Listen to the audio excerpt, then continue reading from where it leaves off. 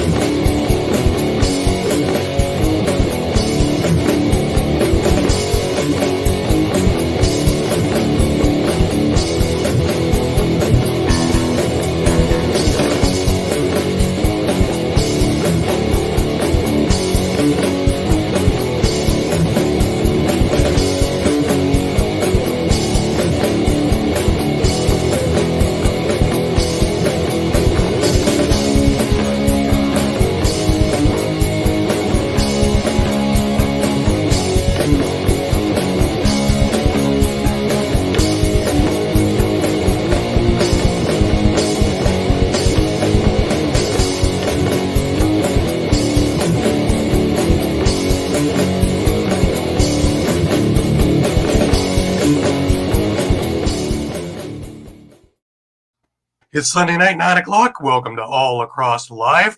And a big thank you to Nanticoke Media for our opening little segment there showing a Lyle Thompson goal. Part of a lot of things that went on and off the floor with Mann Cup, but we'll get into all of that in a little bit. I want to first introduce, as always, I have Shawn Slaght over at Moose Jaw. Shawn, how are you? Doing pretty good. Thanks, Gary. And I have Muffler Mike over in Connecticut. Mike, how are you? I'm doing great. Excellent. I'm doing better this week. I am tired, but I'm doing better. At least I have some semblance of a voice, which is a whole lot better than last week. And thank you all for bearing with me. We have a lot to cover this week. Free agency opened up in the NLL. PLL is heading towards their finals. Muffler is now in full swing in regular season action, as well as, of course, the Mann Cup. And we are 2 games in, and we have a lot of drama going on and off the floor. And we'll dissect a whole lot of it and try and cut through it like a hot knife through butter. But before we do any of that, just a few things for the network. Just to remind everybody that all of our shows are streamed live across Facebook, Twitter, YouTube, and also Twitch. And you catch all the action on eopsports.com. Remember to hit the subscribe, follow, and like buttons, and always share. As you see, we have all kinds of shows. And again, now that the Eagles are in full swing, there are a lot of football shows on there to go with all the baseball and everything else that's in there too. If you missed a show, no worries. You can grab all the podcasts on all the major podcasting companies, which include Amazon, iTunes, Google Play, TuneIn, Stitcher, Spotify, and so much more. You can catch also all the library on the EOP YouTube page at EOP Sports. Or if you're looking for our stuff in particular, you can go to All Across All the Time on YouTube, in which you will find retro games, interviews, our library of shows, different things, fights, all kinds of things in there, and more coming all the time. Remember, you can stay up to date with all sports by visiting eopsports.com with great articles from our huge staff of contributors. While you're there, please subscribe to our newsletter. You want to be informed.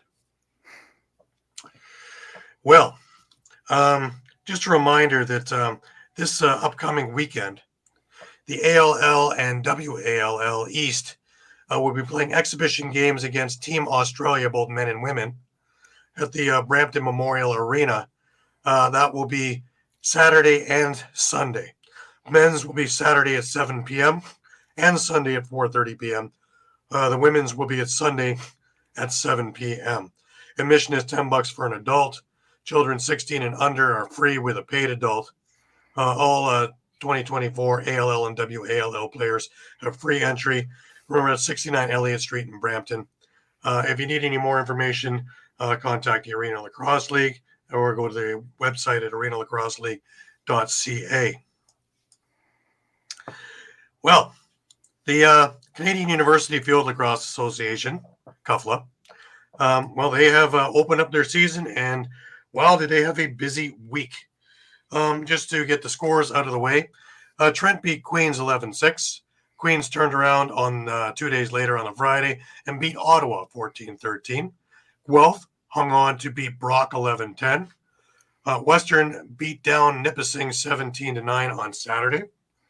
McMaster beat down Laurentian 10-3. The Bishop's University beat Ottawa 13-10. Trent took care of Carleton 11-8. And a busy day today. McGill beat Bishop 12-7. McMaster beat Nipissing 8-6. Toronto took care of Laurier 9-7. And Western just absolutely destroyed Laurentian 21-1. Just to have a quick look at the standings after 1 week. You will see that Trent is up front there with 2 wins in the East Division. McGill with 1 win. Bishop's 1-1. Queens 1-1. Carleton 0-1. Ottawa 0-2. In the Western, Western is up 2-0. Sorry, 2-0. McMaster 2-0. Toronto 1-1. Guelph. Toronto 1-0. Guelph 1-0. Brock and Laurier have 1 loss each. Nipissing and Laurentian have a pair of losses. We will keep up to date as the summer season goes on, or the fall season goes on with the Canadian universities, and hopefully we'll have a little bit more coming from either commissioner or assistant commissioner. Most likely Tom Bolesky will come on and discuss things closer to the Baguette Cup weekend, which is just about a month and a half away. Very quick season. Got to do it before the snow hits, guys. Dear Canadian stuff, eh? You don't get that in southern Georgia, do you? Have to get it in before the snow hits. Uh-huh. All righty. Let's get ourselves over to PLL. And first things first, and of course, Bigums. We have a surprise here at the top. I went 1-1. Pat went 2-0. Shawn went 1-1. Mike, how consistent, Mike? Hey, I tell you guys who not to pick. Exactly. Yep. He does that well week after week. Eduardo 1-1. So Pat has come up and tied me up in the lead with 1 game to go. Well, we can see who's going to be crowned champion. Or Shawn can join us because Shawn's only a game back at 25-19. Eduardo is sitting at 500 at 22-22. And Mike is there hanging on at 14-30. Consistency, Mike. Hey, just need to win next week. I get that .333 win percent. You gotta love that, eh? You know, Mike's I already. I still have to pick whatever you're not picking. So. Yeah. And well, I got to pick against Pat, whatever he's picking, even though we know he's going to pick the Archers. Hey, let's get on with the all the highlights and lowlights, Mike. Oh yeah. Yeah, so started off with the Whip Snakes and the top seeded Atlas, and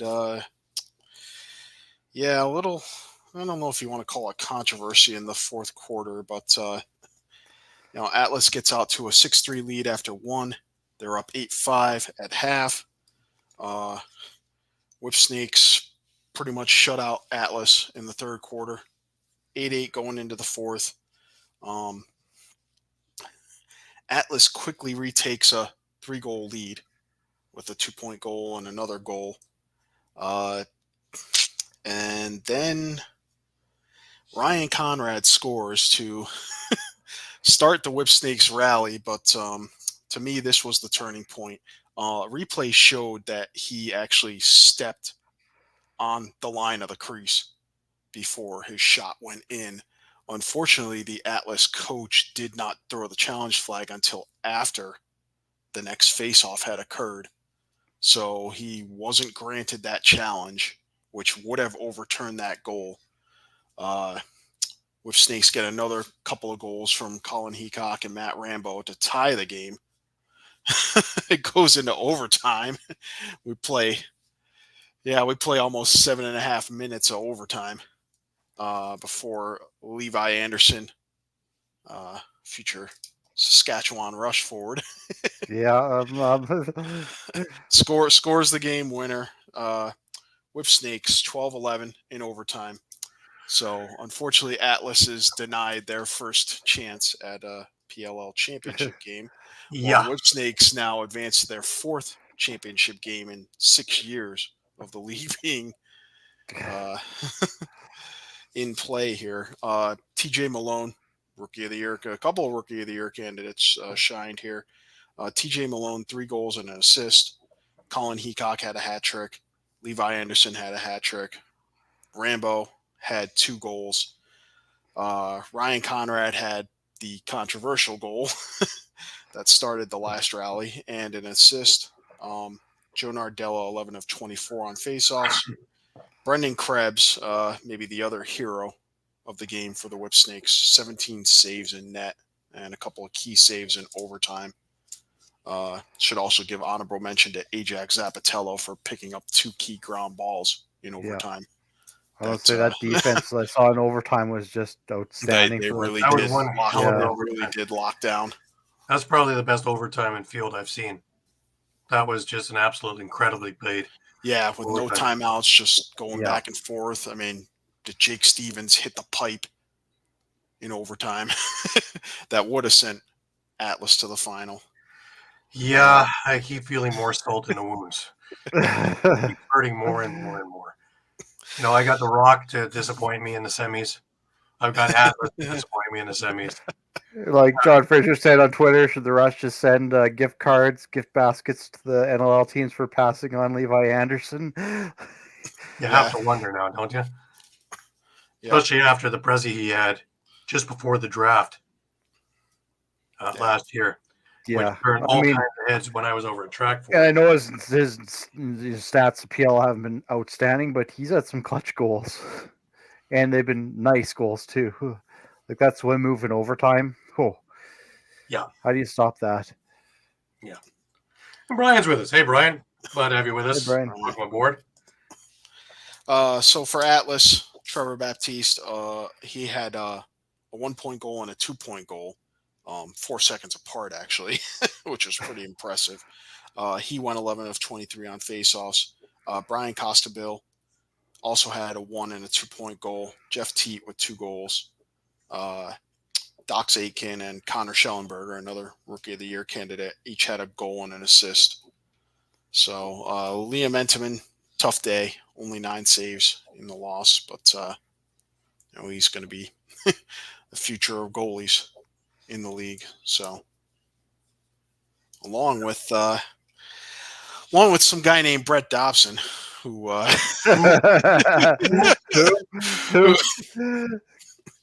turned in probably the performance of the weekend.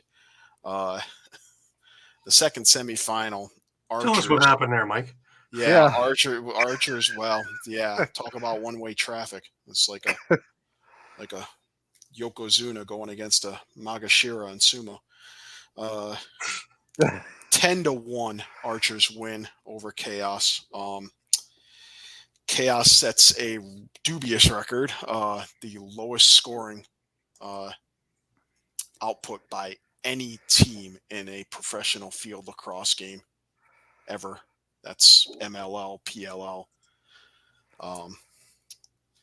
The lone goal from Zach Geddes, assisted by Ty Kurtz, came in the very last minute of play. They went over 47 minutes in this game without scoring out of 48.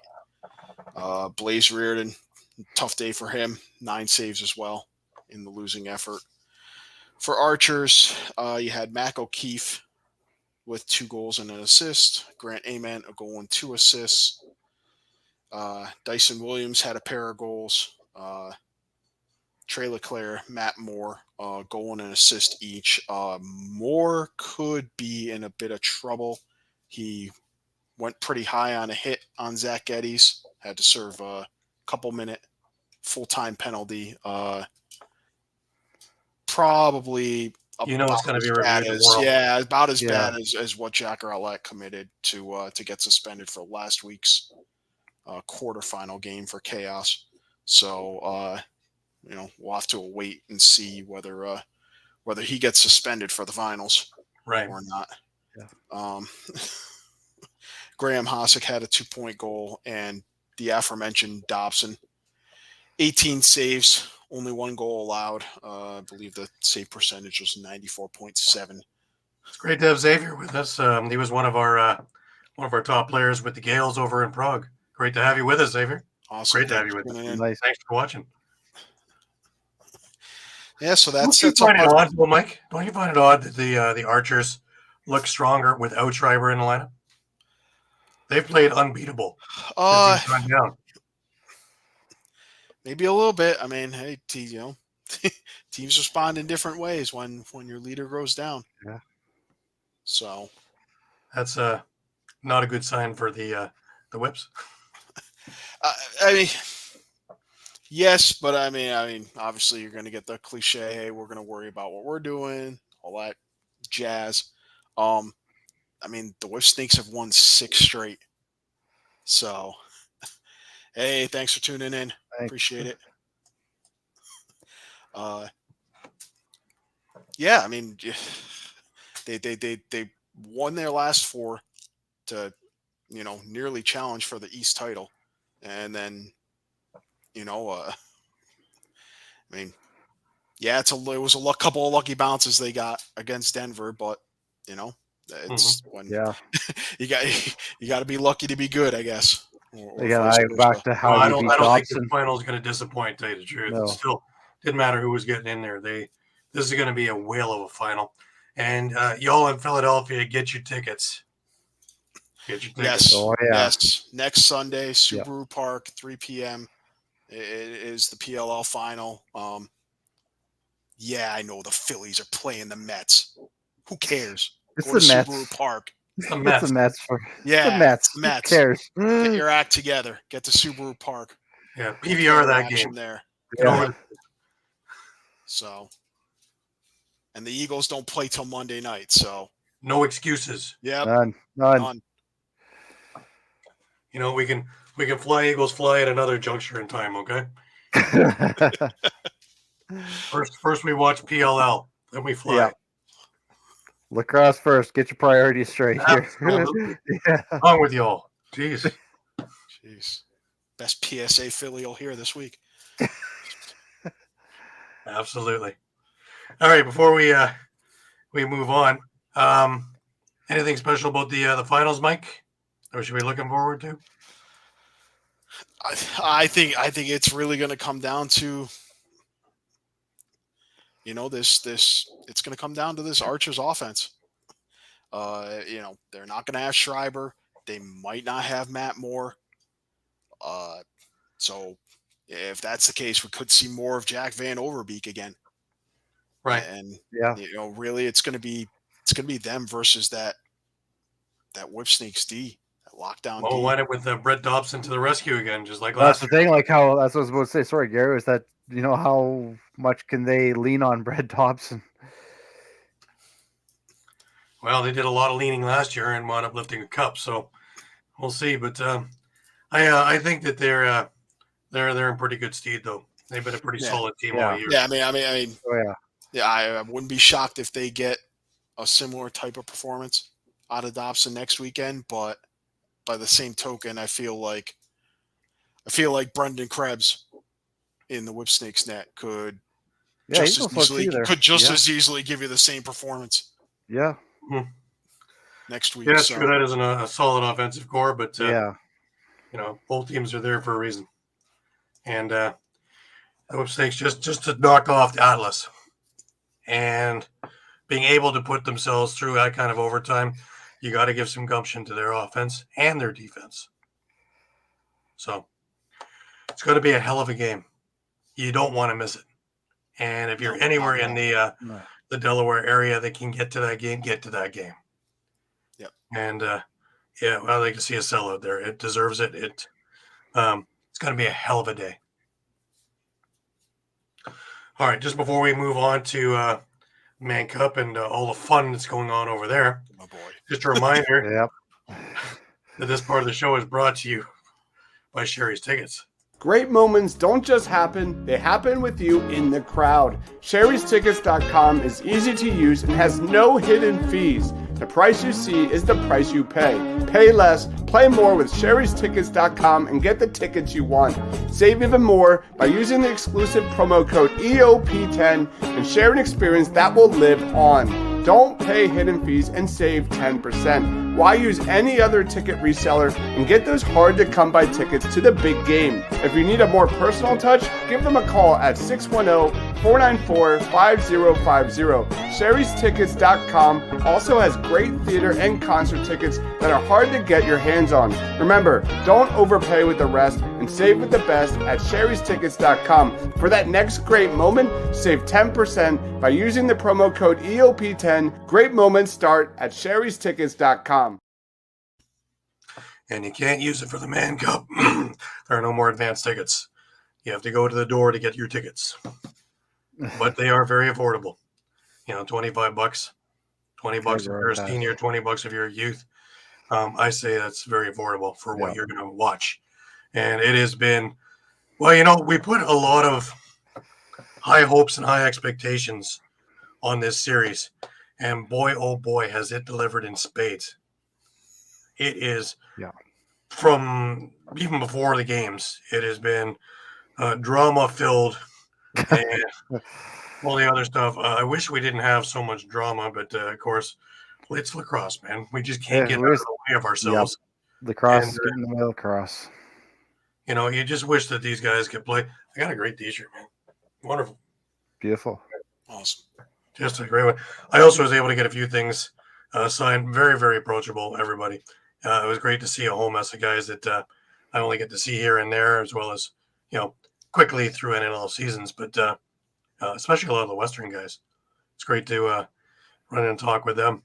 But Rich Kilgore will be on our show in a few weeks' time after the Mann Cup's done, and he can relax a little bit, and he'll come on and talk to us a little bit about it and some of the other fun things that are going on. Also, I'm hearing that Kim Squire, former Toronto Rock, as well as a few other places, Buffalo, Rochester, will be making an appearance too. I'll double check with Kim, but he had said yes to it. As well as I talked with Neil Doddridge last night, and Dawes will come on and talk to us a little bit about things going on out west and his take on the series, stuff like that. It was great to catch up with Neil also. Just so much fun. I absolutely love every minute of being around there. It's worth the hour and a half, 2 hours in traffic drive there and back. But it's a lot of fun. And if you've never been to ILA, man, I love walking the hallways just with all the history that's on the walls and all the people who have played there and gone there and been a part of it. And just to take in a game there is just so much fun. And with big crowds, I don't know who was starting to, bash. Oh, it's not full. It's pretty darn full in there, and really great and noisy. So it's a lot of fun, both west and east. So nobody's really out shouting one another. Just a whole lot of energy in that building. Now let's get to some of the dumbness, Mike. That oh God, with this this rule that's been around forever. Since the 70s, 60s, Jim Wasson had chimed in on it, that Western teams had used this just to try and level out the playing field, because what people don't seem to realize is the pool of players that the East has to draw from is humongous compared to what the West has to draw from. Ironically, the West has more teams in the WLA than they do in the MSL, so it's even spread out thinner. So for a team to come down there, yes, you want to bring the team that brought you. But fair is fair. The last time a team won from the West in the East was 1986. And I believe it was in the 70s before that. So you're talking about 48 years and stuff like that. That's ridiculous. We want to have things that are exciting. We'd like to see the West have an opportunity, not just, okay, we'll play a couple of games and hand the cup over to the East. Being an Eastern guy, I love seeing the cup over here. Don't get me wrong, but I like to see it earned. And we had two players, Mike Messenger and Will Malcolm, that were selected by the Shamrocks to be part of that team, even though they're salmon bellies. And we had the whole kerfuffle with that very silent voice for 364 days of the year of Lacrosse Canada, and all of a sudden they're to the forefront and not allowing it. Ironically, they didn't allow it while the guys were flying over here. Not when they first found out. Not when anything else happened. It was sorry, Gary. It was literally days. It was literally days before, like a day or two before the start of the Mann Cup. The timing couldn't have been worse for it. Well, yeah, there's no. Well, it's obviously pre-done this way to make sure that there's no time to put up a defense, and you're the way we do things here in the East. You know, a lot of this stuff goes on here. There's a lot of backroom shady stuff goes on. Anyways, the WLA issued a statement, and here it is. In an email dated June 3rd, 2023, from the Director of National Championships for Lacrosse Canada, it was recommended to the Western Lacrosse Association that a Lacrosse Canada policy change be made in order to properly classify BC as a Type 2 province at the Senior A level, and thereby enable the WLA the opportunity to pick up 3 players for the Mann Cup Senior A National Championship, which is consistent with existing policy for Canadian championships at both the Senior B and Junior A levels. On May 26, 2024, approximately 15 weeks ago, at Lacrosse Canada's 2024 semi-annual meeting, the British Columbia Lacrosse Association put forward a policy that would classify BC as a Type 2 province at the Senior A level and allow the WLA representative to pick up a maximum of 3 players from other WLA teams for the Mann Cup. That policy was supported by a detailed presentation outlining the rationale for such a move. The policy, which was to be effective in 2024, was overwhelmingly approved by Lacrosse Canada Member Association by a vote of 10-1. That approved policy change was included in a report shared with Lacrosse Canada in advance of a Lacrosse Canada board meeting July 17th, 8 weeks following the semi-annual meeting. On September 4th, 15 weeks following Lacrosse Canada's 2024 semi-annual meeting, while the WLA champion Victoria Shamrocks were literally in the air en route to Toronto, the Lacrosse Canada board conducted an e-vote, subsequently revoking the policy previously passed by 10 of 11 member associations, policy that is consistent with existing Lacrosse Canada policy for Canadian championships at both Senior B and Junior A levels, thereby rendering 2 pickup players on the Shamrocks roster ineligible for the Mann Cup. The timing of this decision is stunning and is just another example of incompetent leadership at Lacrosse Canada. Our understanding is that Lacrosse Canada is to accept the direction of its national membership unless a new rule or policy falls into one of the 3 categories: negatively impacts the safety of players, creates financial risk for Lacrosse Canada, is detrimental to the image and integrity of the game. Lacrosse Canada has not provided any rationale or reasoning for their decision, nor were the voting results publicized. And to reiterate, the specific policy in question, approved overwhelmingly by the membership 15 weeks ago at Lacrosse Canada's 2024 semi-annual meetings, is consistent with the existing policy in Lacrosse Canada Operations Manual pertaining to Canadian championships at both Senior B and Junior A levels. On September 5th, the WLA and Victoria Shamrocks offered Lacrosse Canada and the MSL 4 options unanimously supported by BCLA and the WLA Board of Governors. 1. Lacrosse Canada review the facts and reverse their decision. 2. WLA and MSL agree to amend the Mann Cup agreement permitting approved roster players eligibility. 3. WLA and MSL agree to permit players on the MA-approved rosters to play. 4. Victoria Shamrocks consider returning home. At 8 p.m. Eastern Time on Thursday, September 5th, Lacrosse Canada held an emergency meeting, at which time there was a further discussion and another vote was held. The WLA has been led to believe that a majority of Lacrosse Canada board members voted to support the policy as presented and approved by the members in May. However, apparently, the margin did not quite meet the 2/3 standard required for virtual votes, whereas a simple majority would have been sufficed if it was an in-person meeting. Dissension apparently included, among others, a board member that also holds a senior position with the OLA. Good governance is amongst the roles and responsibilities Lacrosse Canada Board of Directors, and that requires being transparent and accountable to its members for outcomes and results. There are three major concerns related to procedural fairness and reasonable decision-making. 1.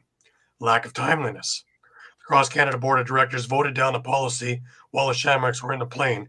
15 weeks after the box sector vote overwhelmingly approved the policy, despite the fact that the policy wording begins with effective in 2024. 2. There has been no justification offered as to why the board voted to deny BC Senior A Type 2 status when they have granted BC that status in other categories, i.e. Senior B, and despite the fact that BC has won only 4 Mann Cups in the last 24 years and 1 competition in the East in the last 38 years. The LC Owner Operations Manual 24.2.3 states the national championships in competitions should be perceived as competitive. 3. Lack of transparency. No reasoning for Lacrosse Canada's decision has been communicated. Regrettably, Lacrosse Canada has once again miserably failed its members just 48 hours prior to the most iconic championship in the game. Their actions are arbitrary and unfair, and an unfortunate reflection of lack of base of strategic leadership and a history of disgraceful incompetence, bias, and mismanagement. With the support of the WLA, the Victoria Shamrocks have chosen to respect the wishes of their players that have earned the right to compete for the Mann Cup and will play the series beginning this evening in Six Nations. However, they do so under appeal and protest. The Shamrocks, the WLA, and BCLA will continue to appeal Lacrosse Canada's decision and reserve the right to pursue further action following the Mann Cup. Well, what a way to start the Mann Cup, guys. Yeah. It's pretty clear what's going on there. And it's written beautifully. Their points are made very, very well. Very well written. And again, The this big is one just there rumor. is And again, this is just rumor, but that 10-1 voice, guess who that one was? Well, I imagine that would be OLA. Yeah. And We would then have an OLA senior on the board. Yes. Let's do the math here. Right. Now, in fairness, the players are taking a brunt to this. It's nothing to do with the players. No. They go out and they play. They want to play. They chose to play. Otherwise, they would have hightailed it back to BC. If anything, like my thing is, whether you agree with the rule or not, whichever, it doesn't really matter to me. But the fact that they were in the air, guys like Messenger, Will Malcolm, those guys had to take time off work, take time off, find hotel rooms, get ready for the flight, etc., etc., etc. All this work to be a spectator in the crowd with the rest of us. Yeah. Yeah. Is that fair to them? No. No, and I would add, kind of maybe looking at the other side of the coin, this whole mess is almost not fair to Six Nations now. Because if they win, you're going to have these detractors saying, oh, well, you won because, you guys wouldn't let. It's not them, obviously. It's actually it's a two-way. It's Lacrosse there. It's Lacrosse Canada. Who might be heavily influenced by the OLA. Set all that conspiracy aside. Look at it from the view of Six Nations. It's like you were going to come out and play, and you're trying to defend the Mann Cup no matter what. Like, it's fine, Mike. I could see it going both ways too, because if the Shamrocks win, then you could see the other side saying, "Well, you didn't need those 2 players anyways." Yeah.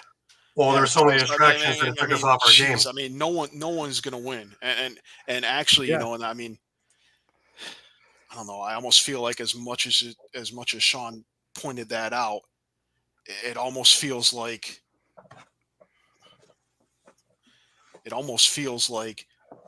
the best outcome with regard to just this situation would be for Victoria to win the series. It would be a good little feud across Canada, wouldn't it? It would, and and then I made my prediction. I still think I knew Victoria was going to steal at least one. I mean, Yeah. obviously, obviously, we'll get to game one, but if it had any effect, it clearly galvanized the Shamrocks at least for game one Absolutely. of the Yeah. series.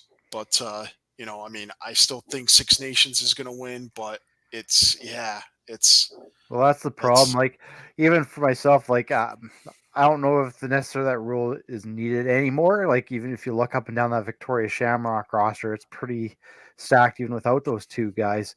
But it's just the timing of it. The fact that you made this decision like hours before they're dropping the ball, that's not right. Well, they couldn't defend themselves either in the air. And obviously, from the standpoint of the WLA, it's, hey, wasn't this settled 3 months ago? Absolutely. 4 months ago, whatever it is, 15 weeks. So, they're flying out thinking everything's kosher, and suddenly they're being told it's not. Yeah.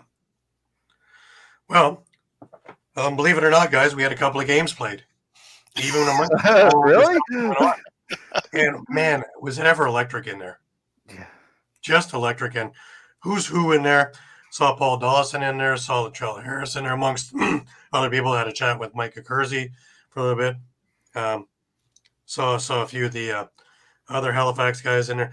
Just a who's who in there of people just interested. It was great catching up with Pat Gregoire, talking with him for a little bit before the game. And, it's just star-studded. And it was just done well. Six Nations is pretty good. Daryl Smart did a wonderful job. Everything was where it had to be. Everything was where it needed to be. There really wasn't any headaches, those normal cramps that go on. People went in, got their seats, got their food, got their chicken wraps, Mike. Chicken wraps. Chicken wraps, got to have those. If you go all that way and you don't get a chicken wrap, you've lost out. You only got half the experience. Let's leave it at that. They're even open after the game, as I found out, and I was able to grab one after. Nice. Have to have time to sit there and get pictures up and put articles together, and why not have it over a wrap? Long drive home, and over in the on the Indian reservation, there's not a whole lot of you don't see a lot of drive-throughs along the way. There are not many. McDonald's. Yeah. You might see a billboard. You might see the odd thing over here and there, but not usually. And in the middle of the night there, where there's not a lot of lighting, I don't generally want to stop by anywhere. So anyway, like I had mentioned, the game had a lot of expectations and it delivered in style. Both teams in the first period had plenty of opportunities, end-to-end action. Both teams let it hang out right at the start. Victoria got off to a great start. They got off to leads of 2-0 and 3-1, which really silenced the ILA briefly. But it's the Six Nations Chiefs, right? Now, Marshall King, that name's going to come up a lot in this little section of games. He opened up the scoring. Chris Wardle finished off a Clark Peterson pass, and it was 2-0. Cody Jamieson fired a beauty from the outside, just a low turf burner, and caught the corner off a Lyle Thompson pass. His name's going to come up a lot. Nick Preston made it 3-1, and all of a sudden, like they flipped a switch. Travis Longboat scores with about 9 minutes left in the first, and on the power play, Lyle Thompson converts a beautiful feed from Dane Smith on the power play with 2:46 to go, and it's 3-3 after 1. How even was it? Shots on goal were 17-17 after that first period. End-to-end action, just absolute wild. The second period, though, we saw Victoria put it in another gear. And it's a little bit more deliberate, but both teams had a number of chances. But Marshall King put this team on his back. St. Jackson actually gave the Chiefs the lead a couple of minutes into the period with an absolute howitzer from the outside. Just leaned right into it and caught top cheese beautifully. But From that point on, it was the Marshall King show. He scored the next 4 goals for the Shamrocks. Now, I'm going to put a little hockey comparison here, and some of you will get it, some of you won't. Sorry. Here in Toronto, Darryl Sittler comes to mind, and he had a game which I was lucky enough to be at, where he had 6 goals and 4 assists, a record that still stands today, even through the Gretzky and Lemieux years. That night against Boston, he couldn't miss the net, no matter what he did. He even scored a goal from behind the net. One went off his butt. One went off the goalie when he was from behind the net, shooting it out front. It didn't matter what he did. If he put it anywhere near the net, it wound up in the net. And this was the night that Marshall King was having. There were some beauties he put in, but it didn't make a difference. Wherever he shot from seemed to find twine every single time. He got an unassisted goal at the 5-minute mark of the second. Clark Peterson fed him for another one a couple of minutes later, and they had to lead again. Near the end of the period, they scored 2 quick ones, both Marshall King, one on the power play and one just after it. And we left with a 7-4 lead heading to the third period for Victoria. And everybody was scratching their heads going, what just happened? Because we're not used to seeing this. Shots on goal in the period, Victoria had a 20-13 edge in shots. Now, was this saying that Doug Jamieson wasn't playing well? No. Jamieson was playing great. But Crystal Riglieri was just standing on his head and moving his arms while he was on his head. He was just incredible in net. We head into the third. And, well, who else? Marshall King. 18 seconds into the period, scores again, and it's 8-4, and people are going, It's 5 in a row for Marshall now. yeah, obscene. I don't think he's ever done it in his career. Now, Travis Longboat gets a power play goal about 2 minutes later, and it's 8-5. Lyle Thompson gets one about a minute later after that. It's 8-6. Jesse King gets one, makes it 9-6 on the power play. Lyle Thompson comes back with 2 goals inside 30 seconds, and we're at 9-8. And that last one is the one you saw on the opening. Again, thanks to Nanticoke Media for that clip. But the Victoria defense and Chris Riglieri were spectacular down the stretch, because Six Nations absolutely pressed unbelievably. The pressure that was going on in the Shamrocks' end was obscene, and they were able to withstand, and they held on for that 9-8 victory.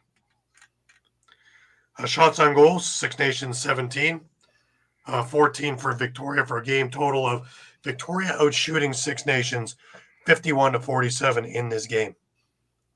Players of the game, as you would expect, was Marshall King for the Shamrocks, and Lyle Thompson with 4 goals and 2 assists for the Chiefs. But, talking with a couple of the Chief guys after the game, more or less what the message that was coming across, because nobody was, bent out of shape. They lost. One game. But the big thing was, we've seen what they got. Now we know. Now we can counter. And of course, the other thing was, when are you going to see Marshall King scoring 6 goals again? The Shamrocks got 3, right? True. Keep that in mind. That'll be coming to a theme when we talk about game 2. Even though, whole different result in this one. Now, the one thing that I remember talking with Rich Kilgore afterwards is I expected Six Nations to just come out storming in game 2. And, sure enough, in game 2, the Chiefs come out with Eli McLaughlin scoring about a minute into the game, unassisted. He then scored at 5 minutes into the game, unassisted. Shane Jackson then scored on the power play a couple of minutes after that, and it was 3-0 Six Nations. You see where I'm going with this now, right? Whole different atmosphere. By the way, Warren Hill was in net for Six Nations in Game 2. Origlieri started for the Shamrocks. Matthew Gauthier, who camps himself very nicely to the side of the net, finished off a Jesse King pass. And then Marshall King, where I've heard that name before. He finished off a Gauthier pass with 1.9 seconds left in the period to bring this to, on the power play, to bring this to a 3-2 score after 1. Shots on goal, 16-15 in favor of the Chiefs. Second period was something that I had expected a lot sooner. It got a whole lot chippier. Now, the one thing that Neil Doddridge had mentioned to me was way Six Nations was playing in the first is something that they weren't really doing in the first game, was they were finishing every check. Long pass ball, finishing check, sometimes taking a penalty in the process, but they were finishing their checks hard. And, Shamrocks were still getting quality opportunities, but boy, oh boy, the Six Nations Chiefs ramped it up like we saw in Game 3 against Peterborough. If you remember that one, after an 0-2 start, they wound up winning at home 12-3. Well, we were experiencing a lot the same. About 3 minutes into the period, Lyle Thompson scores unassisted. 4-2 now. Cole Pickup has a beauty right up front, and it's 4-3. Now, into the next gear we go with the Six Nations Chiefs. Thompson scores off a Warren Hill feed on the power play in transition. Beautiful long lead pass. About 10 minutes into the period. Randy Stotts converts a Larson Sundown pass. And then Dane Smith, with an absolute beauty to the top corner, off a Steve Priolo pass in transition on the power play. And that was how the second period ended. 7-3 for Six Nations. Funny enough, shots on goal were 17-14 in favor of Victoria. Warren Hill was outstanding. At that stage, he really was pretty much unbeatable. And these guys were just looking up to the sky every time they shot him. And I think they got into their heads a little bit. Also, guys like Tyson Bell, they reminded me of the old Brody Merrill, the way he used to prowl on defense, kind of hunched and ready to pounce. That's the way I saw Priolo. That's the way I saw Bell. That's the way I saw a number of guys on Six Nations. They were ready. They were frothing. And there were a couple of times I thought fights were going to break out at any moment. And, cooler has prevailed or whatever. We head into the third period, and the Chiefs gain more control of this game. Lyle Thompson scores. Cole Pickup grabs another goal. But then McLaughlin, figure with his hat-trick goal, and Randy Stotts with a power play goal, and it was 10-4. That's how the game ended. However, things did get kind of chippy. I give you again, courtesy of Nanticoke Media, a little to-do with, Max Wilson and Malcolm Thompson.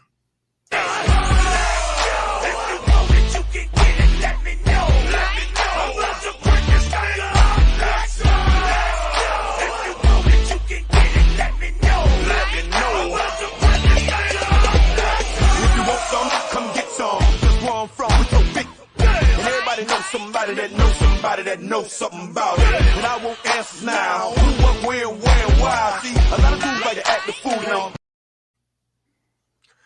Nobody got cheated in that one. Nope. Good little tilt. But I believe it sets the tone for Game 3. The gauntlet hath been thrown. Of note, Cam Dunkerley replaced Chris Riglieri after the Seventh Nations goal at 12:23 of the second period and played the rest of the game. He was excellent in that, facing an awful lot of rubber. The shots on goal to finish the game was actually 47-46 in favor of the Chiefs. Players of the game for Victoria was Cole Pickup with a pair of goals. For Six Nations, Warren Hill, who was absolutely incredible, making 42 saves on the night and absolutely stoning Victoria. So I expect to see a couple of changes in the lineup. I expect to see Brad McCulley sat out the first 2 games. I expect to see him in the lineup. They need a little bit more grit to try and counteract. They tried to finesse, and it may have worked a lot in the first game. But when Six Nations is on their game and they have the finesse and they have the toughness, well, I'll tell you, they're going to be awful tough. I don't care who's in the lineup from the other side. They're going to be awful tough to beat. I don't think they want to be denied their back-to-back championships in front of the home crowd. It was great to see the opening face-off was Neil Doddridge and Randy Mearns, and they also presented the awards at the end of the game. Great to catch up with Neil. It was great to see Randy and have a chat with him. He's going to be on the other show with me some point in October. It was great talking with Paul Del Monte, also the commissioner for WLA, and of course Lynn Withers for the commissioner for MSL. And there's so much vibe in the air. There's so much electricity. Everybody it's just great, the lacrosse community coming together for great championships. It's too bad that, we have to have fools that get on internet and do stupid things. And leads me to the next part of this dramatic nonsense is we had some fools make some derogatory racist comments, trying to guise under the Victoria Shamrock logo, which we know is not them. And, be disparaging towards the Six Nations team and people. And it's just absolutely deplorably ridiculous. I was on the phone, or I texted Paul Del Monte when I was informed about it. And he, in turn, got Victoria in there. And they issued a statement saying that they are working to get rid of that stuff. And they apologized and had nothing to do with it. And I know they have nothing to do with it. It's a class act organization. It's just a shame that we have to have keyboard cowboys who hide behind different stupidity. Come on, people, be better. 99% of the people are there enjoying themselves. Don't be that 1% of idiot. We just don't need it. The game is spectacular, and everybody's having a great time, and I'm watching some of the greatest lacrosse going in the highlight of the summer bowl. So let's keep this as a one and done, and this is finished. Comments, Shawn, let's go to you. Yeah, I mean, I still think this is going to be an excellent series, despite, a little bit of a blowout there in game 2. I agree. I think Victoria needs to see a little bit more secondary scoring other than leaning on Marshall King. He's had no signing series so far, but they have that firepower. Like, they have Jesse. Cole Pickup had a great game. That Patrick Dodds as well. Just kind of like top of my head. Like, they have that firepower. Then, of course, we know their goaltending is outstanding. Crystal Regularity, and with Cameron Dunkerley backing him up as well. They got that 1-2 punch, just like Six Nations has that 1-2 punch in goaltending as well. That's why I think it's going to be a tight series, right? I heard a couple of names in there, and I saw them play. I know they were in the lineup. Clark Peterson, Chris Wardle, Patrick Dodds, as you mentioned, but they really have been silent. Yeah. Well, I apologize. This is off the top of my head, but yes, those are some great names. Like you said, Clark Peterson. They need to do a bit more. And Jesse is a little bit too busy setting up brother Marshall, where he has the shot. He should be taking that shot. Yeah. But again, it's the Toronto Rock thing again. There's a lot of outside shooting going on because there's bruising going inside. And after you get beaten to a pulp, time in and time out through an entire period, the next 2 periods, you're not so eager to want to go and get beaten to a pulp again. They're going to have to find the inner fortitude to want to do that if they want a trophy that says man on it. Because Six Nations isn't going to let up. If anything, they're going to get tougher as these games go on. On their schedule, Wednesday is when this is over. For it to get to next weekend, Victoria's going to have to find some answers quickly. And again, not to harp on it, but if you had a guy like Mike Messenger in that lineup, there's that guy who's ramping the defense who's not going to let guys just walk in front, right? Right. And he's going to be that yin to the yang, so to speak, where if Six Nations is going to be punishing down low, you get a guy like that to be punishing down low on the other end of the floor. Absolutely. Mike, what do you think about everything that's going on? Yeah, I'm glad to see that the series is thriving and providing plenty of excitement in spite of all the drama. It's I'm glad to see that the Shamrocks are working to take down that phony TikTok account, and hopefully that can get resolved quickly. And It's deplorably disgusting. yeah, and I mean, at this point, I think everyone said what they needed to say about the player issue. I'm sure. Lacrosse Canada's already said, hey, we're not issuing any further statements. So I don't expect that to change over the next week. By then, the series It's will be moved over anyways, anyway, yeah, it doesn't matter. one way or another. So, But that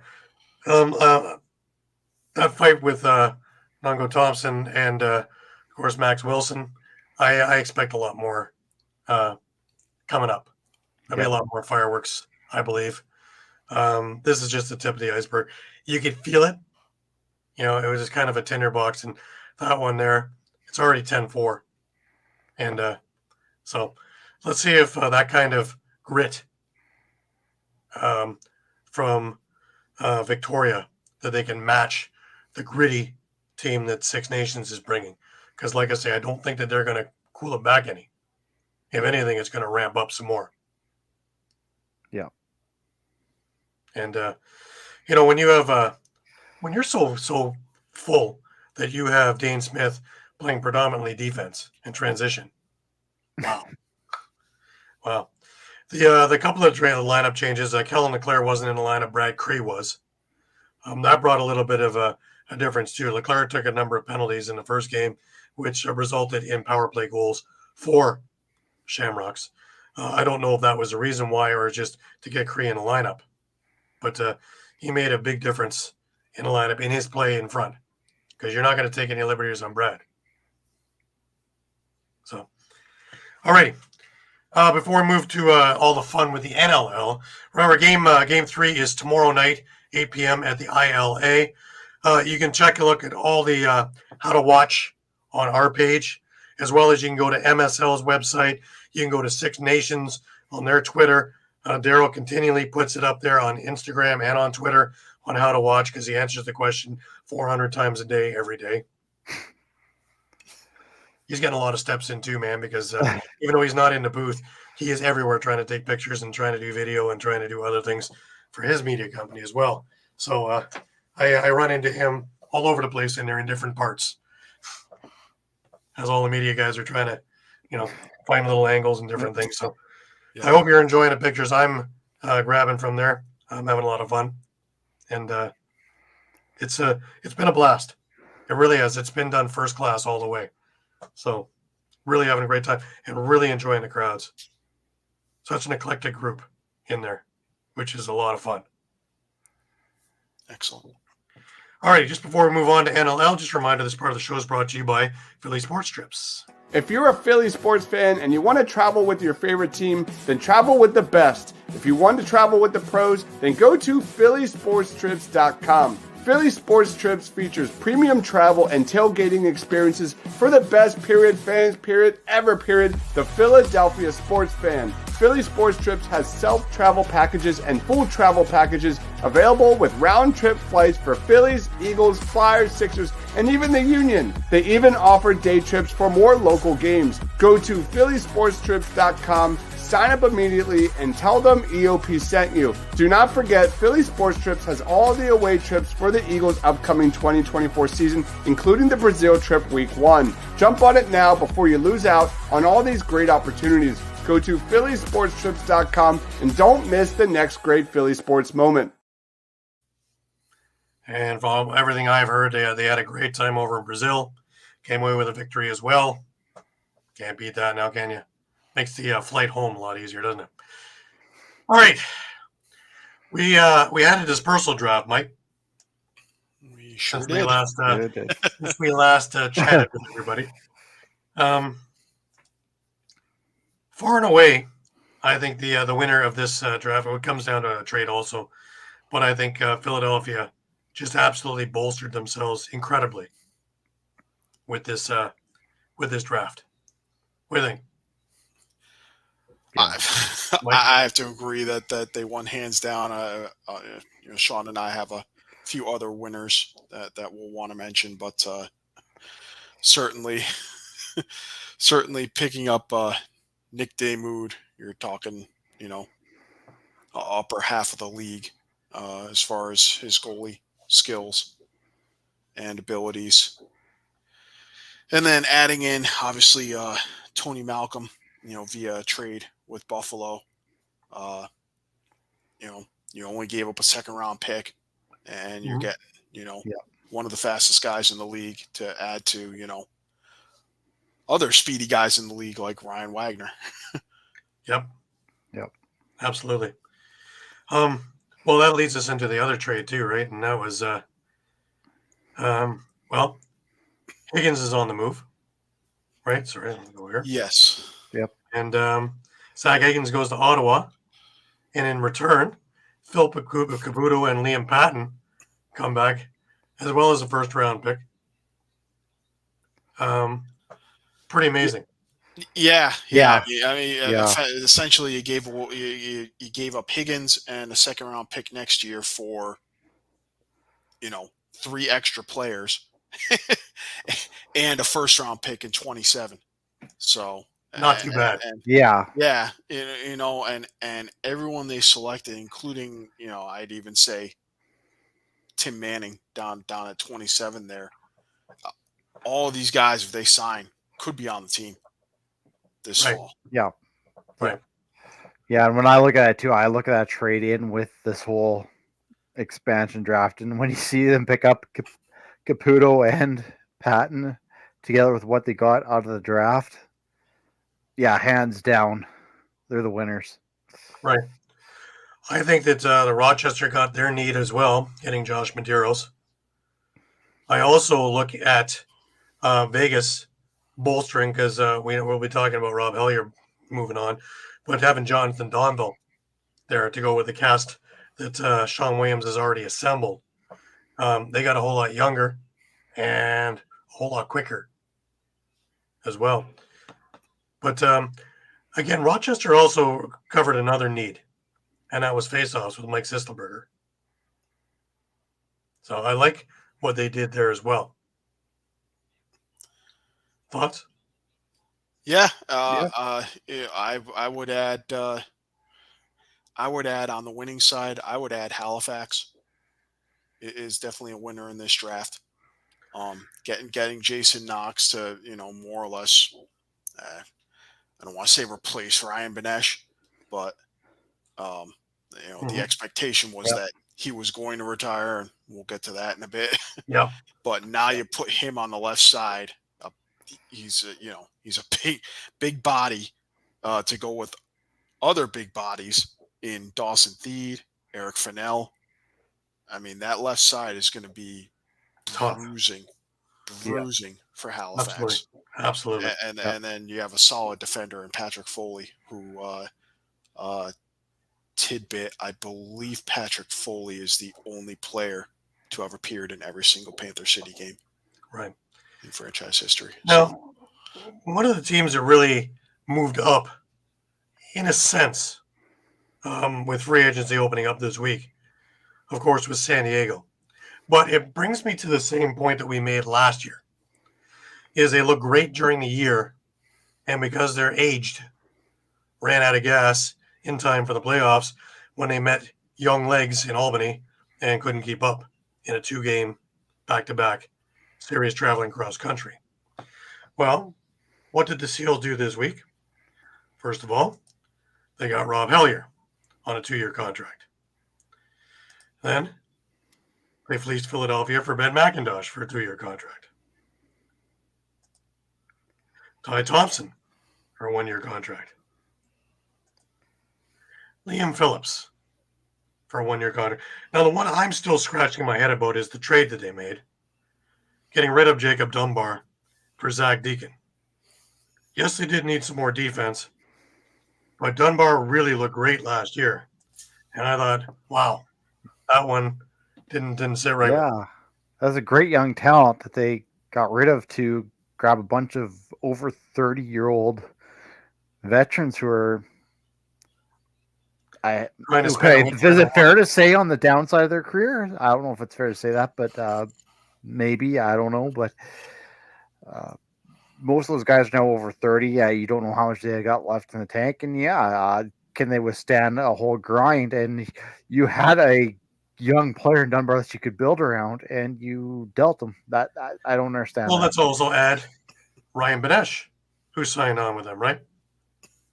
As well as they got Callum Crawford in the expansion draft. Now, he rejected the franchise designation, so I don't know where that sits and all that, but he's on that team as well. So that team is in high 30s, is where they are, age-wise. Yeah. So are they potent? Oh, yeah. Are they sustainable for an 18-game season and playoffs? I don't know. They weren't last year. Yeah. I could be wrong. It's going to be the big But question. I feel like, again, and we've seen it with Calgary, actually, with a very similar team that San Diego had last year. It didn't Right. work. Right. Well, let's go on to another one, which the Thunderbirds did something that was interesting, is they signed Gal Abrams to a 1-year deal. Now, does that mean that Drew Hutchison is gone? I think he was already signed, so I think it's just, It's another body in camp, maybe. competition. Yeah, another body in camp, and Make sure somebody else doesn't get a goal. yeah. Well, one Yeah. of them is going to hit the practice roster. So Yeah, it's odd. It's odd. Now, Colorado was busy. Nate Vagan, Ryan McLean, Dalton Solver, that's a big one. Connor Cook, Caleb Martin, all signed. So there's a buku amount of goaltenders there. Also, Tyson Gibson re-signed with Colorado. So they've re-strengthened themselves as well. Because Ryan Lee signed that deal just beforehand too, right? So they're going to look pretty strong, I think. Doesn't hurt that they got Will Malcolm in the draft either. yeah. Yeah. The Wings added a couple of young guys. First off, Jack Jasinski and Kevin Lynch. So to go along with the Paul Day plan, because remember, you got to start replacing a few guys that you're losing, even though I think they came out real good out of this draft and through the first week of free agency. Yeah, I mean, they're definitely getting younger. They got younger. They got younger at the goaltender position. They're getting younger on the right, the righty forwards with the departure of McIntosh. And I think they're going to get younger in the defense too, especially if guys like Ian Lord decide to hang it up. Right. Yes. Looking at Buffalo. Now they signed Kyle Buchanan and they grabbed Clay Scanlon. But they also signed Corey Highfield and Christian Watts to 1-year agreements too. And the sleeper in that one is Christian Watts. He had a great summer with Brooklyn. So I think he's ready to make that jump. So let me ask this question.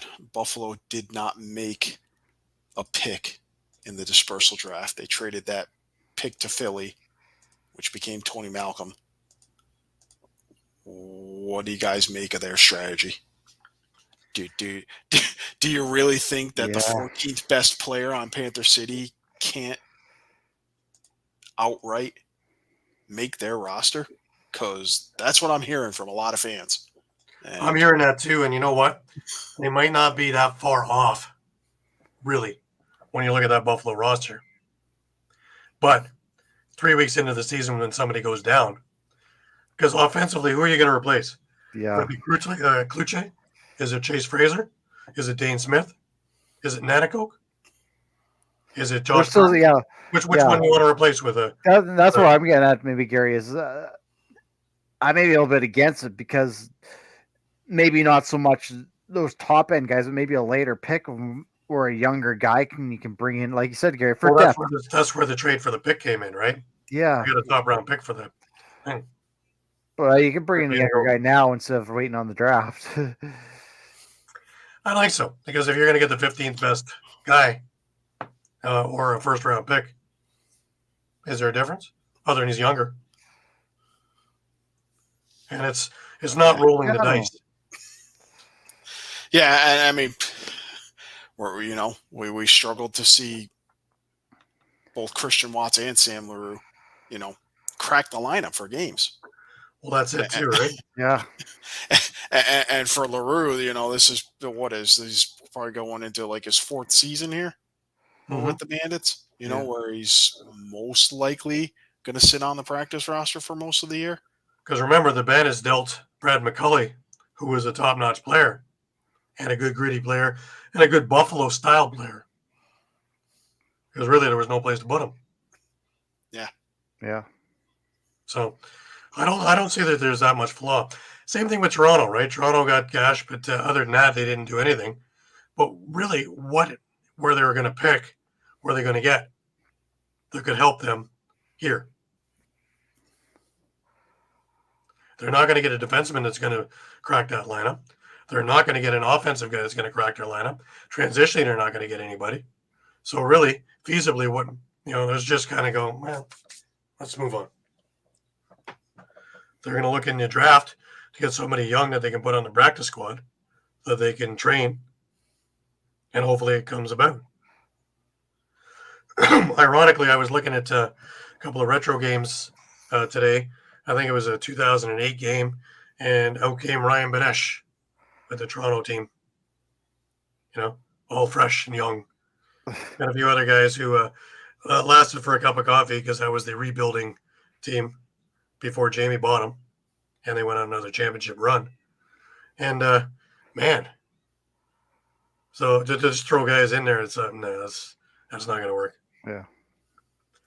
And then they are out there because 2010, what really pushed Toronto over that brink was they were able to draft Garrett Billings and Stephane LeBlanc in the first round. They both came on the team, and bang, they were lightning. And they were a big reason why Toronto won. Should have won in 2010, but did win in 2011. So I have a lot of faith in the draft as opposed to trying to recycle something that may not fit into that hole correctly and just kind of hammer it in there to fit. It may do more damage to the chemistry more than just, not to take anything away from the ability of a player. So that's just my theory on that. The more you say it makes sense, but yeah. Again, to look at Vancouver, of course, they re-signed Keegan Ball because they'd be foolish not to.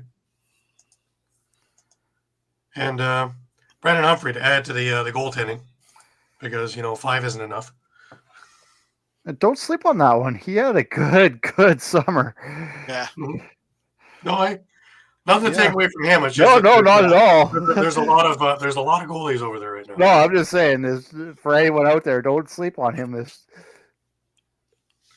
Now, Calgary signed Cam McLeod, which I think was a necessity to a 2-year agreement. And what I saw yesterday, that's a good signing. Really good signing. Staying with Vancouver, though, they also re-signed Adam Charlemagne-Beatties, which is another huge piece in their puzzle. Moving forward, is looking at some of the things that Rochester did. Of course, we had that, which was huge. Yeah. And then they picked up Chad Tutton. Now, a couple of years ago, I would have been a little more excited about this, but he's had a pretty unforgettable couple of years in Philadelphia. So I'm not sure which Tutton comes in. However, it's going to be a little bit easier for him to play with the Nighthawks. Expectations aren't as high. His role is going to be different there. He can go back to what he did in Georgia. Because he doesn't have to be that guy. He can be the stay-at-home bruising defenseman and work that way. Doesn't really have to be counted upon to be transitioned and everything else that comes about. Especially in that whirlwind defense that Philadelphia threw out last year. And, of course, the big one, Connor Fields for 4 years, right? Yeah. Albany, their big one there, of course, is locking up Andrew Kidd for a couple of years. And everything I saw him over the summer was incredible. He has got so much upside. Not a big kid, though. It's about the one thing I got against him, but you know what? Neither is Del Bianco and a few of the other ones. So he's got great reflexes. I was at a game where he stopped 71 shots in a loss, only because his team couldn't score. I think the game was 6-3. But he made 71 of 77 shots he faced. That's obscene. Yeah. To add to Halifax, they signed Carter McKenzie, Cody Adamson, Andrew Vredenberg, all to one-year deals as well. Vegas added Marshall King and Spencer Milne, as well as Tor Reinhold re-signed over there. So, also, and of course, we can't leave out Saskatchewan, Sean. Yeah. Matt Hossick coming back. Yeah. But the rumors, because nothing's happened as of yet, of course, is Austin Shanks maybe heading over to Saskatchewan. That would be huge. That would be a whole game changer. So someone pointed out, I saw on Twitter, could you imagine a 5-man power play of Church, Shanks, Keenan, potentially Anderson, and Mans? You don't even think about Triolo. You're not even thinking about Triolo at that point either, yeah. Which is a tree with arms. Or Dodds, or Clark Or Wall. Dodds, yeah. And then you add in, look at that expansion draft. Now you've added on defense a Matt Hossack and Evan Messenger. All right. We'll get back to our chat about this in a second. Just a reminder, this part of the show is brought to you by Dolan's. When you're staying local and you want to watch a great game or just hang out with some great people, go to Dolan's Bar at 24 East Sellers Ave in Ridley Park, right off I-95 south of the Philadelphia airport. For over 65 years, Dolan's has thrived because of one reason: the amazing people of Philadelphia. Great music, great times, memorabilia, giveaways, great drinks, and great food. You never know when a former Philly sports icon walks through that door. You go to Dolan's at 24 East Sellers Ave, Ridley Park in the 19078. Tell PJ that EOP sent you. Go to dolansbar.com or follow them on Twitter, Facebook, Instagram, or TikTok. Now, a few things that I've neglected to mention was Calgary also signing Eric Turner to a one-year agreement. And he's going to be on the show in a couple of weeks on the other show. I think Vegas made a mistake cutting him. And I think Calgary is going to be able to use him right away. And by the looks of everything I've seen from him on Instagram, he's working real hard. So yeah, and they have him in. They have Matt Abbott signed, I believe. So yeah, also Riley Isaacs. Guys fighting for the face-off spot there. Yeah. Other than that, though, Ottawa, Devlin Shanahan's going there. Interesting. That's interesting. Well, he had to get out of Buffalo, right? And he knew the writing was on the wall there. He had a bit of a rough summer, too, so we'll see how that works out. Well, you got Cam Dunkerley in front of him, right? So, and Zach Higgins as well. And Zach Higgins. Too. So he just signed on to be on the practice squad there, too. It's only looking that way. It's been interesting to see if they're going to platoon Higgins and Dunkerley. Because both are starting goalies. Or do we see something big coming down the pipe here? Something that... There's possibility. Well, by signing Shanahan, you now have that opportunity to trade either Higgins or Dunkerley, package them up with something, and see what else you can get. Why not? And Rich Lisk will be happy to do it if it improves the team.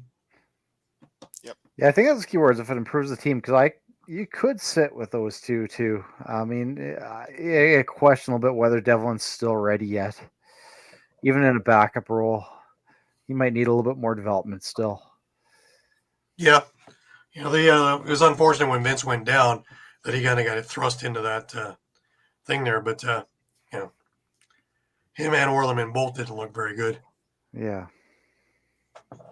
But Orleman has the job in Buffalo, and we'll see how Devlin pulls it up here, and if he can crack the squad. And let's see, it's going to be interesting now. Who knows, yeah. Because all of a sudden there's different options available, and we're still very early in the free agency thing because there's still a lot of names that still names to watch.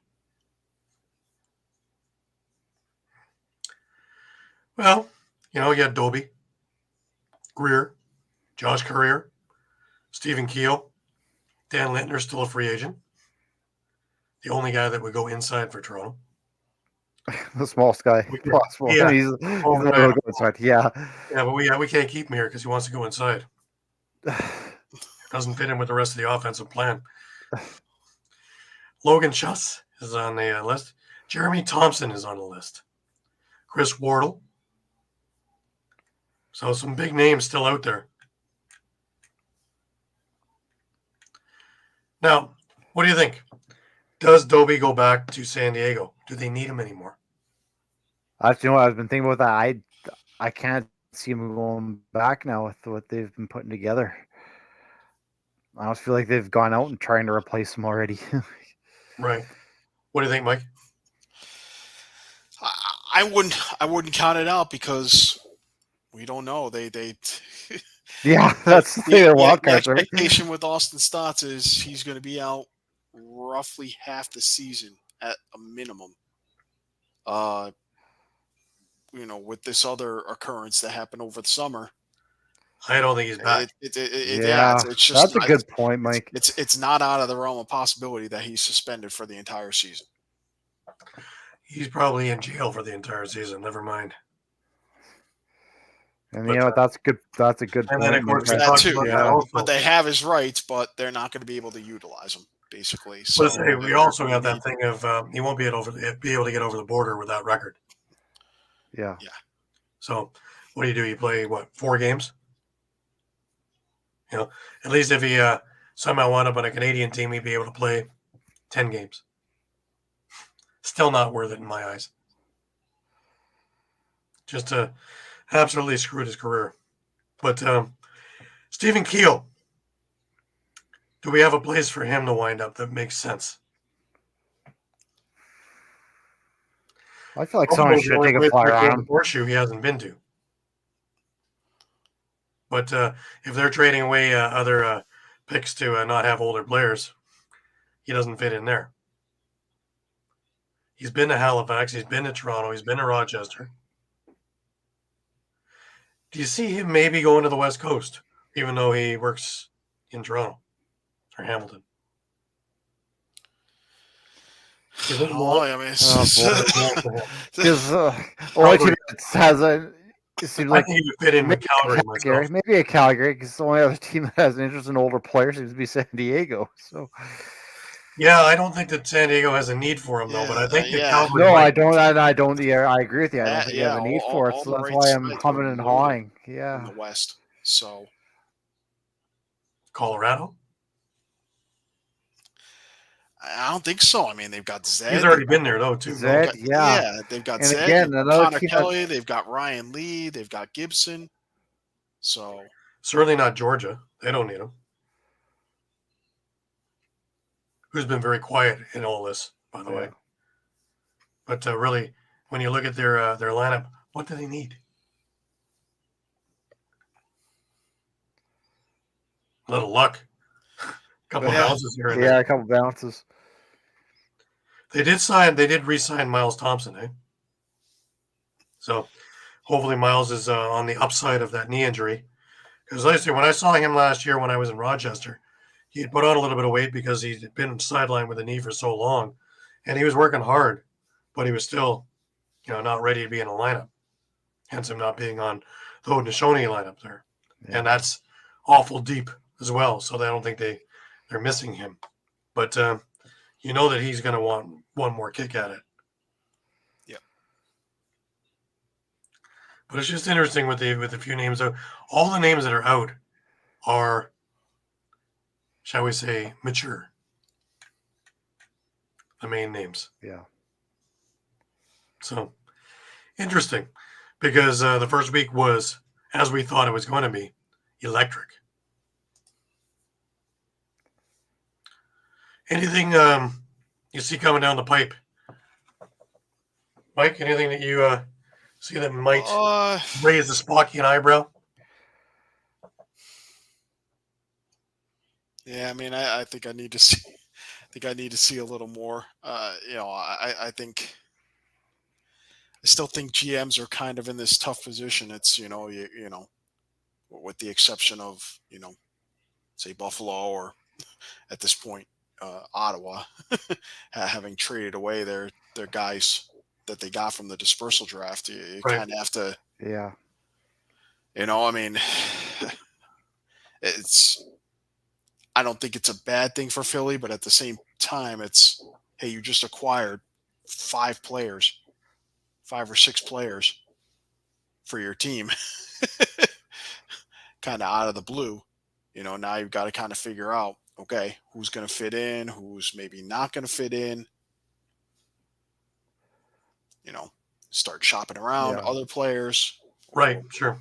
Or work on signing the guys you just acquired first, and then move on to other UFAs, RFAs.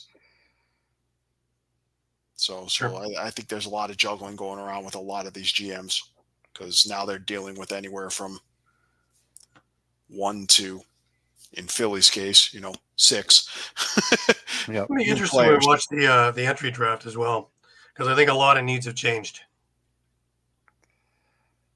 Definitely. This dispersal draft has absolutely altered It changed the landscape. It's changed the Well, landscape. because something we haven't even talked about, he has the Christian Del Bianco situation.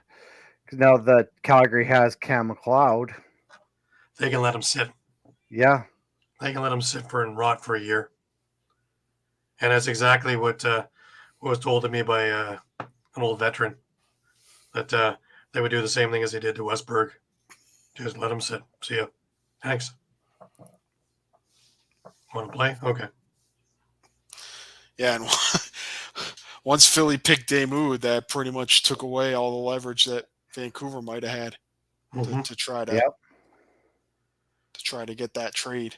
Interesting, but it was a double-edged sword too, because Philadelphia was able to use it to get younger in net, move Higgins and get a lot in return too. So we all kind of sat there and go, why? Well, obviously, Paul Day is a lot smarter than the rest of us. Yeah, because we never even took into consideration of flipping Higgins. Never took that into consideration. Yeah. He set a record for saves, right? Yeah. Not usually first. Because that's the thing, we're sitting here like, well, they don't have a problem in goal. That was the one thing they didn't have the problem back end. Yeah. With goaltending. It was everything else around that. That's why when because I heard a lot of talk in Saskatchewan about Matt Hossa coming back. Everyone wanted to see Matt Hossa come back, and I didn't think he was going to fall that far because I thought Philly was going to go for a D-man because that's where the need was. And they wound up covering that too, just for the backdoor way of doing it. Yeah. And I know Mike and I talked about. I'm curious your guys' thoughts on Saskatchewan's draft, bringing in Hossack and Evans. I know we thought it was a win, but I like it because I think they already had enough pieces in there that a little bit of leadership in there, a little bit more veteran leadership, especially in the key spots that they got, is huge. And we already talked about how strong they're going to look on a power play. Already looking how strong they're going to look defensively. Goaltending wise, I'm still a little bit on the fence on that one, but wouldn't that be interesting? if a Higgins or a Dunkerley moves to Saskatchewan. And remember, Saskatchewan had Dunkerley, and They had the Rishka early beat him version, out. of it, not the Yeah. refined. So, let's see what the master wheeler dealer, Mr. Keenan, doesn't mind, Oh, yeah. because the wheels are turning, going, that would work. That would work. Funny enough, I had Colton Watkinson on the other show last Thursday, and we were talking about Keenan and, of course, some of the moves he made with Brooklyn, and in some of the more memorable runs before the rebuild, now where they're rebuilding the team to be of that glory. And, just wizardry. Yeah. Some of the things he was able to pull, and some of the stuff he's done in Saskatchewan. Wizardry. So he's 4 or 5 steps ahead of us when he's sleeping. I still remember a tweet from Christian Delbianco a while ago, a few years ago, where he said, 1 minute you're fly fishing with Derek Keenan, next thing you know, you have no more draft picks, and he's just taking all your players. Well, there's a reason why Saskatchewan had won so many in a row, and they had a bucket full of draft picks. In fact, they wouldn't even go into the 5th and 6th rounds. They would just, say, no thanks. Yeah, Or and trade we've already talked about some of their younger guys. They still have Levi Anderson coming in. They still have Zawada coming in as well as their draft picks. So they still have a lot of quality young guys coming up. Right. See, that's also my thing with Albany. You got Dyson Williams coming in. You already have a young squad in there that was already successful. Yeah. And you have a goalie that was goalie of the year at one point, Doug Jamieson, who is about to win a Mann Cup. I'd say it's a pretty strong thing. Yeah, I'm excited to see back what up Albany down does. the road, who's going to learn from him. Andrew Kidd, who's already a phenom in Senior B. So, well, I guess that's the thing about Saskatchewan. You look at behind Chiliano in goal, you have Rishka and Kostiuk. Some pretty decent young goaltenders there that could probably eventually make their way up. if given a time to settle. Yeah. The big thing there is that not to rush them and blow their confidence. Yeah. Because that's one big leap from here to here to NLL shooters for 58 minutes of your day. Yeah. I mean, we've already seen a little bit of Rishka, but he looked decent, okay, for a backup. And I mean, I know Gary, you can probably talk more about Kostiuk than I can. You've probably seen him play more out in Ontario, but for everything I've heard, he's been outstanding in junior. Absolutely. But again, the difference between junior that's a big jump. NLL is that's a big huge jump. Yeah. And all the guys who I have on the show are always talking about that, of playing with men and facing, whether it's hits, whether it's shots, whether it's speed. Yeah. The whole thing is that much faster. And to adjust to that and to get your timing and your clock mechanism on that, that's the big thing. So especially in goaltending, where it's such a brittle thing there, where confidence can be from here to here, and to get it back up to here, just ask Stephen Orleman. Yeah. I was going to say, like, goaltenders, it takes them a while to, for lack of a better term, mature. You very rarely see guys like an irregularity who can just step in as a teenager, or Christian Delbianco when he was younger, step in as a teenager. It's very rare you see that. Right. You have guys like Riley Hutchcraft who are still trying to be that guy at the pro level, and they were the guys over in junior. Yeah. Right? The Orlemans, the Hutchcrafts. Those are guys that came up in those 2017, 2018 Minto Cups. And Christian Delbianco, Doug Jamieson, that's that class. So a couple of them made it. A couple of them are still trying to, stay that consistently. Be curious, because Royland Hartley had a good summer too, and got healthy, coached, stayed in shape, and was working hard. So let's see if he's 100% when he starts back with Rochester, because they're going to look scary good if he's healthy. They already looked great when he came back. And I know the first game he came back and stepped in Toronto, and wow, did he ever turn that team's confidence around when he was in there? That didn't work so well in the playoffs, but that just seemed to be who was going to be the meal for Buffalo, right? Yeah. I hate to say that. But just before we wrap up, a reminder this part of the show is brought to you by Cherry Injury.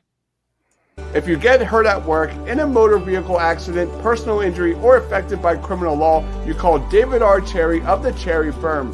Cherry Law Firm is here to fight for you and get what you deserve. Cherry Injury Law is a dedicated, well-established personal injury law firm built on the promise of aiding the seriously injured throughout the state of Pennsylvania.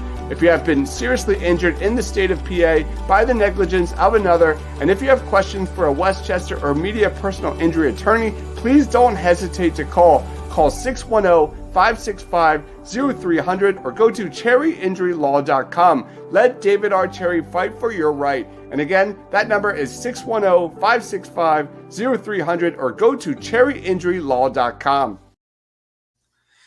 Absolutely. Anyways, just to wrap up, to remind everybody that we are on Facebook, we are on Twitter, we are on Instagram, we are on Thread, we are on YouTube, as well as we're on www.eopsports.com/lacrosse to catch all your news. We are your one-stop shop, your Costco of lacrosse. We have our fingers on the pulse of the situation at all times. And with everything going on and all the signings, we are there at the peak when it happens. We're on the brink when it happened for the WLA stuff. We're on the brink when it happened for free agent signings. We're on the brink for all the drama on and off the floor at the Mann Cup, as well as PLL, as well as CUFLA, as well as NCAA, and anything else in between. We are there for you. Any questions, feel free to reach out and message any of us or message at All Across all the time, and we will be getting back to you as quickly as we can. Last words, guys. Let's go with you, Shawn.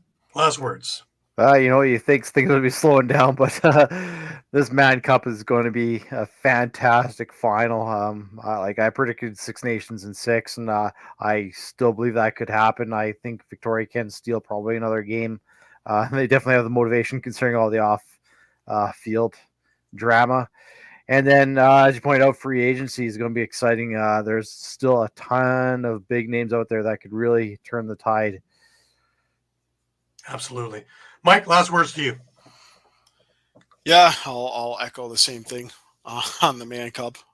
Shawn and I had the same prediction, but I think this would be something if Victoria is able to take it to 7 games, take it the distance. And the PLL, obviously, next week again, Sunday, 3 p.m., Subaru Park. Whip Snakes versus Archers for the title. Stop using the lame excuse that you have to go see the Phillies and the Mets.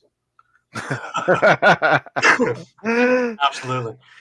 I echo you guys' sentiment about the Mann Cup. It has been just absolutely dynamite the first 2 games. The next couple of games, if not the next 5 games, are going to be spectacular. I hope it goes 7 because I think we all win because we're going to see some amazing lacrosse. But boy, oh boy, does Six Nations actually look focused. Holy smokes. There's not a wasted shift in that game yesterday. Not one. Everything was about sending a message, putting a message, doing something, whatever. It's just do your job. And everybody has their job to do, and that's exactly what was done.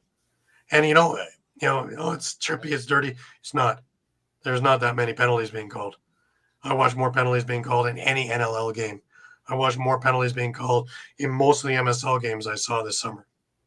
So we're seeing end-to-end, unbelievably quick action, and just catch them. Catch all the games. If you can get out there live, do it. It's worth the drive. It's worth the time. Have a chicken wrap while you're there. Absolutely. You only have half the experience if you don't do the wrap thing. Go to the bow hunters. Get their wraps. Absolutely. But everything has been done fantastic. Kudos to everybody at ILA for everything that they're doing. Daryl Smart in particular, kudos to him because he's put together an absolutely spectacular and accessible Mann Cup. Because as far as I know, everybody can watch it everywhere for free. That's how we grow the game. Anyways, until next week when we meet again on Sunday night, 9 p.m. as usual. For Shawn Slaght over in Moose Jaw. For Muffler Mike over in Connecticut, I'm Gary Groob in Toronto. Wishing you the best of weeks.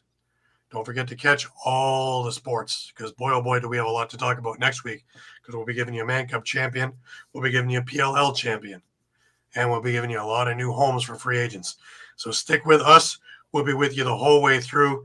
And until we meet again, have a great week, and we'll see you next Sunday.